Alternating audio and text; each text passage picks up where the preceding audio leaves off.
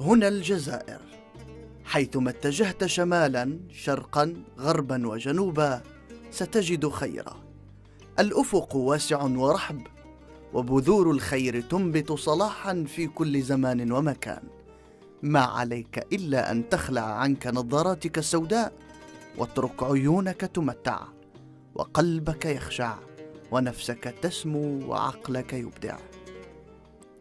سعيا لإعلاء راية العلم، وحرصا على تقدير العلماء حق قدرهم، ورسما للقدوات الخيرة، وزرعا للأمل، وبعثا لحياة الفعل في عروق الأمة، جاءت تظاهرة وسام العالم الجزائري. شد الوسام الرحال أول يوم، يشتم عبق التاريخ، ويغرس الانطلاقة الواثقة نحو فجر جديد. ويوما آخر غاص في أغوار الأدب الرفيع، وسما بالمعنى العميق. يطوف بين الأفلاك ويطوع النجوم، ليمهد لحضارة التمكن والتمكين. وأعادها سنة محمودة وفعلا رشيدا، لما مخر عباب الفكر والفلسفة، يستقرئ المفاهيم ويربط بينها، سعيا لرسم الحق صورة بينة. ثم عاد للتاريخ بنغمة الوسطية والاعتدال، وبأسلوب سلس يستقر في العقول فتحفظه القلوب.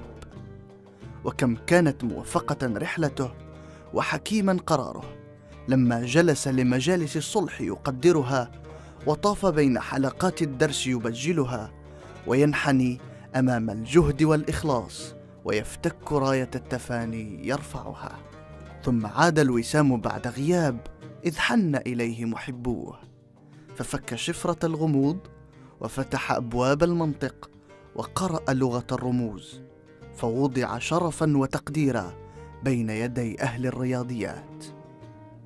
وها هو الوسام يحط رحاله هذه السنة، متعلما متتلمذا، لينهل من معين الصبر والاصطبار، ويغترف غرفة من بحر العلماء الربانيين، سلوكا وعلما وحلما، ثم ليحلق بعيدا، ينافس النجوم سموا ونورا، ليضيء بطموحه ذلك الآمل الحالم، عسى أن يكون يوما عالما عاملا.